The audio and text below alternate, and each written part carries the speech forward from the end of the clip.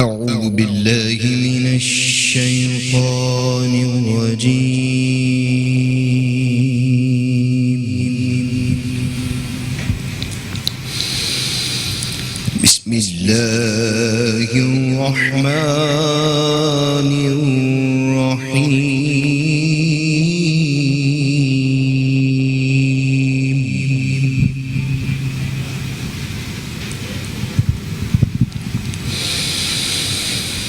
ويعلمه الكتاب والحكمة والتوراة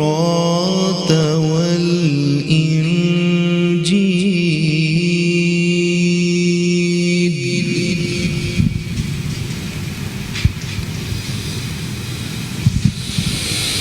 ورسولا إلى بني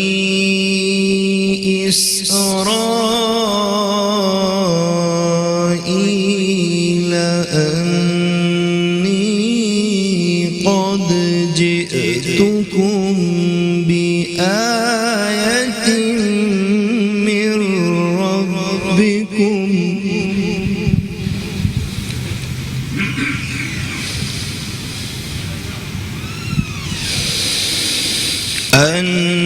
أني أخلق لكم من الطين كهيئة الطير فأنفخ فيه فيكون طيرا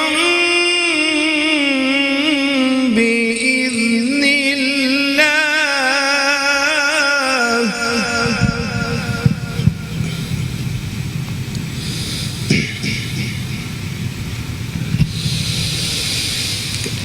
أني قد جئتكم بآية من ربكم أني أخلق لكم من الطين كهيئة الطير فأنفخ فيه فيكون طيرا بإذن الله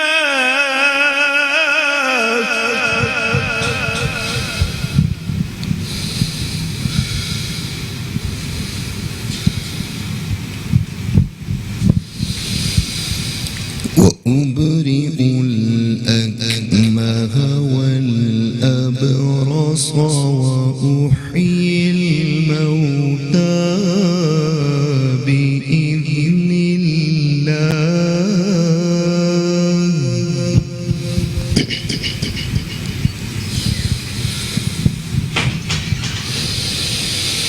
وأبرئ الأكمه والأبرص وأحيي الموتى بإذن الله وأنبئكم بما تأكلون وما تدخرون في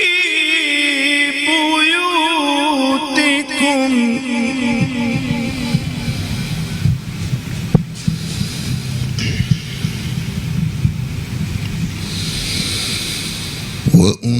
وأنبئكم بما تأكلون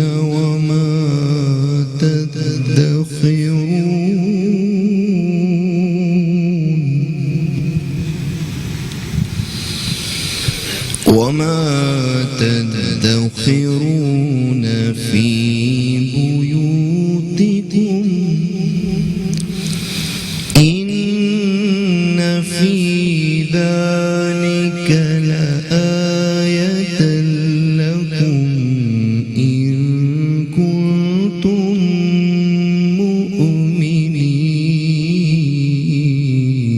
مؤمنين. آمنت بالله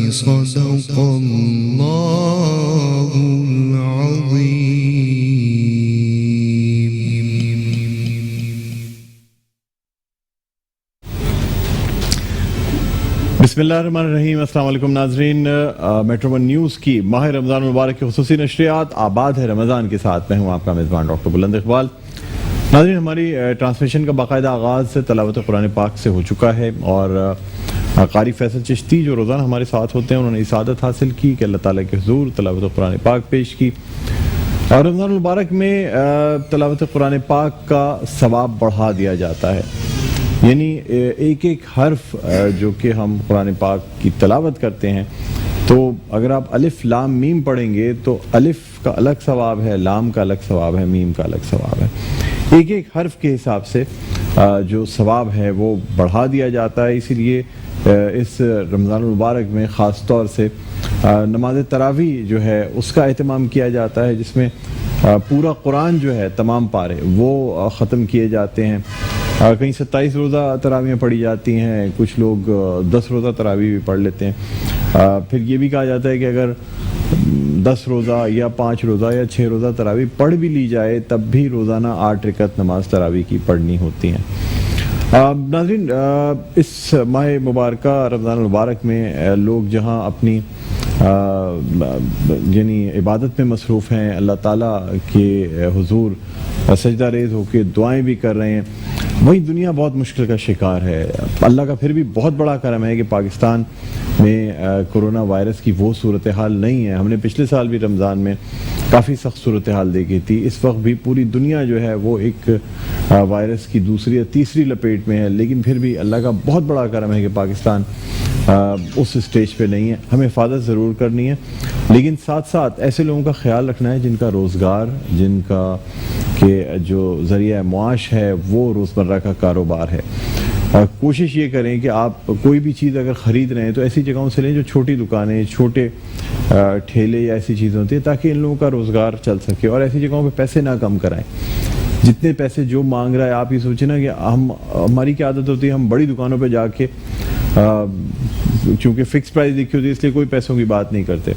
हाँ, छोटी दुकानों पे और छोटे ठेलों पे तो हम सोचते हैं कि 100 रुपये की चीज़ 50 रुपये में लेके चले तो हमारी बहुत बड़ी जीत हो जाएगी, हालांकि हमारी भूल है। ऐसे लोगों की मदद करनी चाहिए। बहुत बड़ी बात है कि ये खुददार हैं जो कि हाथ नहीं फैला रहे, कारोबार कर रहे हैं। बहरहाल नाज़रीन, इसी सोच के साथ आज के इस प्रोग्राम को मज़ीद आगे बढ़ाते हैं।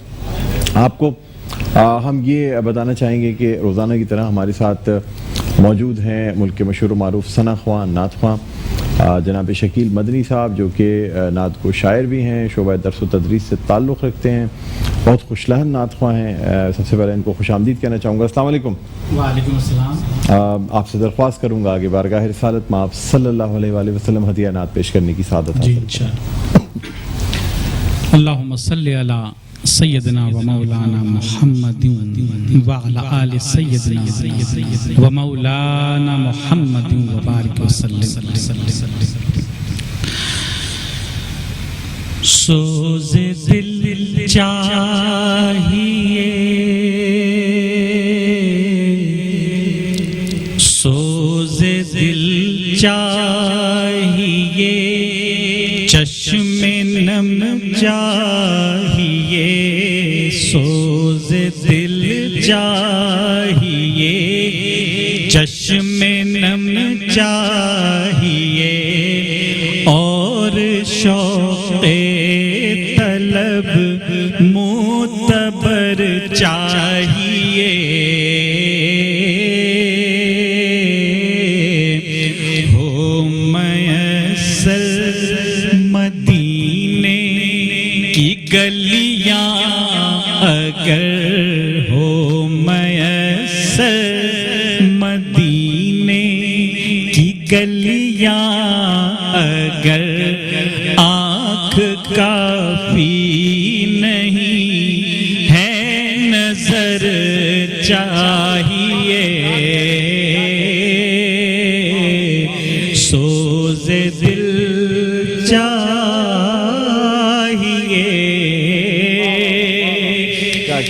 उनकी महफिल के आदाब कुछ और हैं, लब कुशाई की जुर्रत मुनासिब नहीं, उनके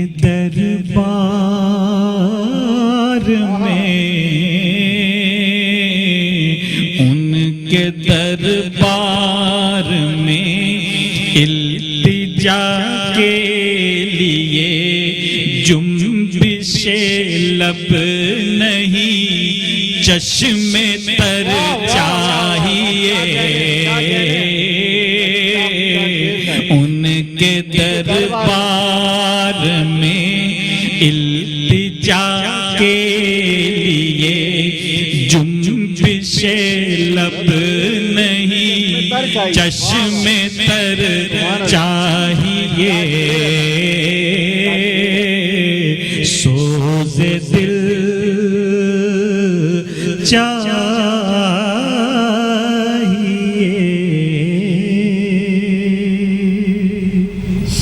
سبحان اللہ کیا شعر آپ نے کہا ہے کہ ان کے دربار میں التجا کے لیے جنبش لب نہیں چشم تر چاہیے. حقیقت یہی ہے کہ اس دربار کا جو تقدس ہے، اس کا جو احترام ہے، اس میں اگر کچھ بیان بھی کیے جائے تو اس میں وہ آنکھوں کی ترجمانی اس میں ہو جائے. کلام آپ کا اپنا ہے؟ جی نہیں ہے، یہ تو حضرت پروفیسر اقبال عظیم صاحب کا کلام. ماشاءاللہ. اور ظاہر ان کی پوری کیفیت اس کے اندر نمایاں ہے، چونکہ وہ اپنی ظاہری بینائی سے محروم تھے، تو وہ جو دل کی آنکھیں تھیں وہ اصل میں اس میں. بالکل نہیں، بے شک بہت زبردست کلام آپ نے بہرحال پیش کیا، خوبصورت انداز میں پیش کیا. ناظرین، اب ہم بڑھنا چاہیں گے آسان زندگی کی طرف، اور روزانہ کی طرح ہمارے ساتھ ہیں علامہ اشرف قادری صاحب، جو کہ چیئرمین ہے قادری قریشی فاؤنڈیشن کے. ہم ان کو خوش آمدید کہنا چاہیں گے. السلام علیکم علامہ صاحب. وعلیکم السلام ورحمۃ اللہ وبرکاتہ. بسم اللہ الرحمن الرحیم والصلاة والسلام علی سید المرسلین. اما بعد فاعوذ باللہ من الشیطان الرجیم. بسم اللہ الرحمن الرحیم. مشہور بزرگ حضرت سلیمان جزولی رحمۃ اللہ تعالی علیہ ایک بار کہیں سفر پہ نکلے، راستے میں پیاس کی شدت ہوئی تو ایک کنویں پہ پہنچے. جب کنویں پہ پہنچے تو ڈھول کو موجود نہ پایا. جب آپ نے ادھر ادھر دیکھا تو ڈھول موجود نہ تھا، اور آپ کو پیاس کی شدت لگی ہوئی تھی. یہ سارا منظر ایک بچی دیکھ رہی تھی. وہ بچی قریب آئی اور انہوں نے ان سے پوچھا کیا معاملہ ہے. انہوں نے کہا کہ میں ڈھول ڈھونڈ رہا ہوں اور ڈھول نہیں مل رہا، مجھے پانی کیسے نکالوں سمندر کنویں سے باہر، مجھے پانی پینا ہے. بچی نے جب یہ معاملہ دیکھا تو کنویں کے اندر تھوک دیا. جیسے ہی کنویں کے اندر تھوکا تو پانی کنویں کی تہ سے اٹھ کے اوپر آیا اور کنویں کے سطح سے اتنا اوپر آیا کہ باہر گرنے لگا. حضرت سلیمان جزولی رحمۃ اللہ تعالی علیہ نے پانی پیا، اور پانی پینے کے بعد بچی کو قسم دے کے پوچھا بتاؤ تم نے یہ کرامت حاصل کیسے کی. تو بچی نے پوچھا آپ کون ہیں، پہلے آپ بتائیں آپ کون ہیں. تو انہوں نے کہا میں سلیمان جزولی سلیمان ہوں. تو آپ نے کہا آپ کے چرچے اتنے ہیں اور آپ پانی نہیں نکال پائے. میں نے یہ جو سیکھا یا جو مجھے یہ اللہ کا فضل حاصل ہوا وہ درود شریف کی برکت سے ہوا، اور میں نے درود شریف پڑھ کے پانی میں تھوکا تو اللہ نے یہ کرم کیا. اس دن کے بعد سے سلیمان جزولی رحمۃ اللہ تعالی علیہ کا معمول یہ رہا کہ آپ بے پناہ درود پاک پڑھا کرتے تھے، بے پناہ. اور آپ نے درود پاک کے مجموعے پر ایک کتاب لکھی جس کا نام ہے دلائل الخیرات. بہت مجرب وظائف ہیں اس کے اندر، اور یہ کتاب پڑھنے سے تعلق رکھتی ہے، آپ بھی پڑھیے گا.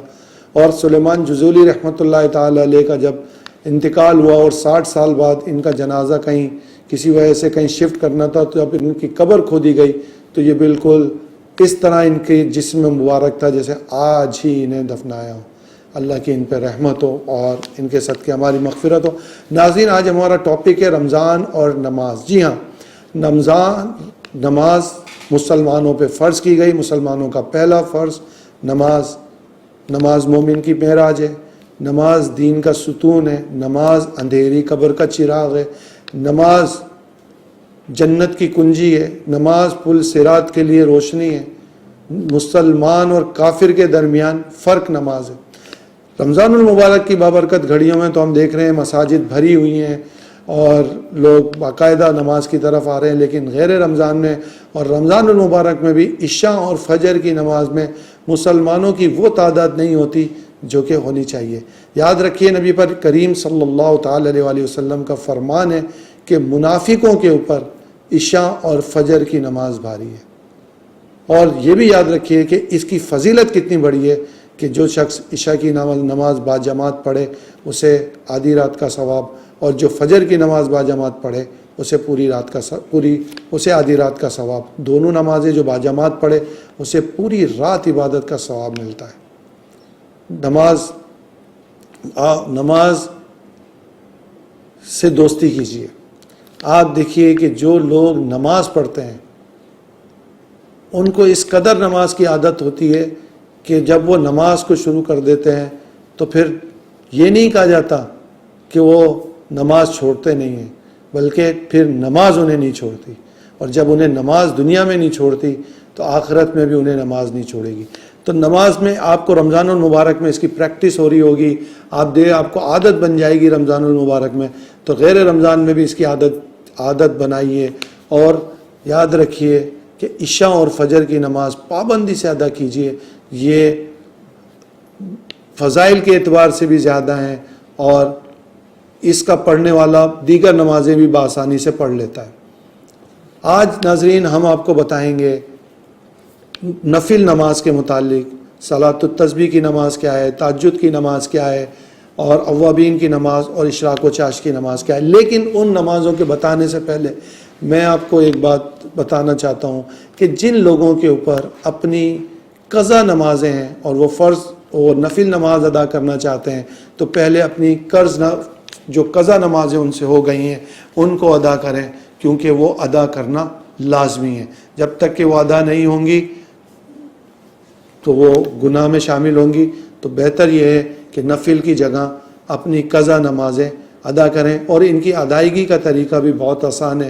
جب بھی آپ ایک نماز پڑھ رہے ہیں، مثال کے طور پر آپ ظہر کی نماز پڑھ رہے ہیں، تو جب آپ ظہر کی نماز پڑھیں تو قضا کے اندر صرف فرض کی قضا ہوتی ہے، تو وہ آپ آخر میں 4 رکعت وہ بھی ادا کر لیں۔ اسی طرح عصر کی نماز سے پہلے آپ اپنی قضا نماز دہرا لیں۔ مغرب کی نماز نفل اوابین پڑھنے کے بجائے آپ اپنی قضا نماز پڑھ لیں۔ عشاء میں بھی یہی معمول رکھیں، اور تہجد میں فجر کے وقت اپنی تہجد کے بجائے قضا نمازیں ادا کریں، کیونکہ قضا نمازیں ادا کرنا یہ آپ کے اوپر لازم ہے۔ فرض نبی کریم صلی اللہ تعالی علیہ وآلہ وسلم کا فرمان ہے کہ فرض نمازوں کے بعد جو سب سے بہترین اور سب سے افضل نماز ہے وہ تہجد کی نماز ہے۔ تہجد کی نماز رات کے وقت جب آپ عشاء کی نماز پڑھ لیتے ہیں اور عشاء کی نماز پڑھ کے آپ سو جاتے ہیں، چاہے وہ نیند 5 منٹ کی ہو، چاہے وہ نیند 10 منٹ کی ہو، چاہے وہ نیند 4 گھنٹے کی ہو، جب بھی وہ نیند آپ پوری کر لیتے ہیں اور آپ کی آنکھ کھلتی ہے، آپ تہجد پڑھ سکتے ہیں صبح صادق سے پہلے تک کے۔ یہ تہجد کا وقت ہے آپ کے لیے۔ تہجد میں کہ نماز دعا کی قبولیت کا مؤثر ذریعہ ہے، اس میں اللہ تعالیٰ بندے کی دعائیں قبول فرماتا ہے، بے پناہ اور بندہ اللہ کے قریب ہوتا ہے۔ وقت بھی کچھ اس طرح کا ہوتا ہے کہ اس وقت میں بندہ جو دعائیں کرے اللہ تعالیٰ وہ قبول فرماتا ہے۔ اس کے بعد اشراق کی نماز آتی ہے۔ اشراق کی نماز سورج نکلنے کے 20 منٹ کے بعد آپ ادا کر سکتے ہیں، اور اس کا ثواب یہ ہے کہ جس نے اشراق کی نماز ادا کی اللہ تعالیٰ اسے 1 حج اور 1 عمرے کا ثواب عطا فرماتا ہے۔ چاشت کی نماز ہے۔ چاشت کی نماز سورج بلند ہونے سے نصف نہار تک آپ پڑھ سکتے ہیں، اور اس کا ثواب یہ ہے جو یہ نماز پڑھے گا اللہ تعالیٰ اسے اس کے گناہ معاف فرما دے گا، اگرچہ سمندر کے جھاگ کے برابر ہو۔ آپ اشراق کی نماز پڑھ رہے ہیں، چاہے چاشت کی نماز پڑھ رہے ہیں، چاہے تہجد کی نماز پڑھ رہے ہیں، ان کی کم از کم تعداد 2 ہے۔ اشراق کی نماز کی ایک فضیلت یہ ہے کہ جب بندہ فجر کی نماز پڑھے اور فجر کی نماز پڑھ کے اللہ تعالیٰ کا ذکر کرتا رہے، درود شریف پڑھتا رہے نبی پاک صلی اللہ تعالی علیہ وسلم پر، اور درود و اذکار کرتا رہے یہاں تک کہ سورج نکل جائے، اور پھر یہ 2 رکعت نماز پڑھے تو اللہ تعالیٰ اس کی روزی میں، اس کی عمر میں برکت عطا فرمائے گا۔ اس کے بعد اوابین کی نماز آتی ہے۔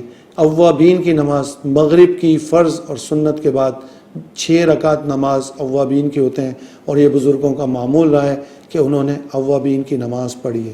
پھر صلاۃ التسبیح کی نماز ہے ناظرین۔ صلاۃ التسبیح کی نماز حضرت پیارے آقا صلی اللہ تعالی علیہ وسلم نے اپنے پیارے چچا حضرت عباس رضی اللہ تعالی عنہ کو فرمایا کہ یہ نماز صلاۃ التسبیح کی اگر ہو سکے تو روز پڑھیں، اگر ممکن ہو سکے تو ہفتے میں 1 بار، نہیں تو سال میں 1 بار، کم از کم زندگی میں 1 بار اس نماز کو پڑھیں۔